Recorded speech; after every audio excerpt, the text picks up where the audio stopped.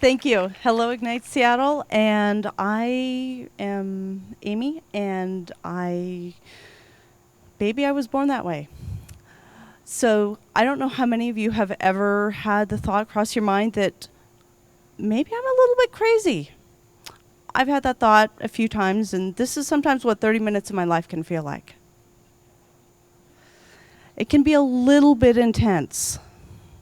Of course, though, that is then augmented by my to-do list, which can feel like a hydra. Every time I chop a head off, it sprouts another 3. And it's taken me most of my life to realize that not everybody's to-do list actually does this. Strange.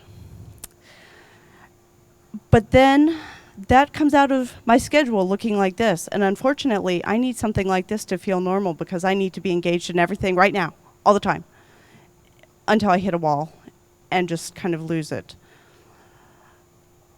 And it's often led me to have this fear that maybe I'm just a little bit too much. But Debrowski, a Polish psychologist, had this theory that there's something called overexcitabilities, which were an inborn ability to sense and react to stimuli more strongly. So basically, he's telling me I'm not crazy. And about 20% of the population actually has this genetic tendency to react more strongly for longer to smaller stimuli. And so maybe just because something feels like the world is ending to you, but somebody else doesn't get it, doesn't actually mean that you're crazy. Somebody else actually may not get it. So I've sort of dealt with this my whole life and realized finally that there are 5 domains that this happens in. Psychomotor, which is classically defined as lots of energy, often misdiagnosed as ADHD. There's also sensual, which is where you get a lot of intense information from your senses. Imaginational. What? Not everybody invents small friends when they're little. And intellectual, which would be classic gifted, which I'm sure a number of people here identify with. And emotional, which is probably the intensity that I identify with most strongly. And with that, I know that I have a tendency to get myself worked up, so this was a reminder to myself to breathe and know that I've made it halfway through, and I haven't fainted yet. So Debrowski was a Polish psychologist that did a lot of work in the 40s and 50s with gifted in Eastern Europe. On top of his overexcitabilities theory, he also had this idea of personal development for a lot of these intense personalities. This is what we were told to avoid, so ignore the slide. However, it's this complex thing with all these different levels, and in summary, what he really said was that tension is what's necessary for growth. And so all this duress that most of us put ourselves through, the stress and the agony, from his view, it's actually not bad. It means you're becoming who you're supposed to be. So he actually called this positive disintegration.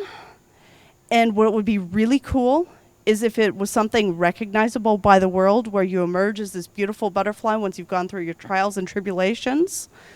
That would be so cool. And there are days that I think maybe the world's going to recognize it and see what I see. Unfortunately, that's not the way it seems to work half the time. I'd really like to come out as this butterfly that the world recognizes, but it seems I'm more likely to get something like this. It's kind of cool. It's sort of pretty. It's a little different, but what the heck is it? And positive disintegration is basically this merging of all of your different personality traits and experiences and coming up with something that is unique and different and something that maybe not everybody recognizes, but it is who you are. And so these intensities, realizing that they let me do different things that not everyone has done. The need to do more and be more led towards an experiment in aerial arts. I did actually manage to stand on a trapeze, and I'm still here. So maybe those intensities are just enough. You'll always be too much of something for someone, too big, too small, too loud, too soft, or too edgy. But just remember, if you round out your edges, you actually may lose your edge. If you just want to complain about how crazy you feel, or that maybe it's nice to know that you're not alone out there, feel free to drop me a line on Twitter. Thank you much.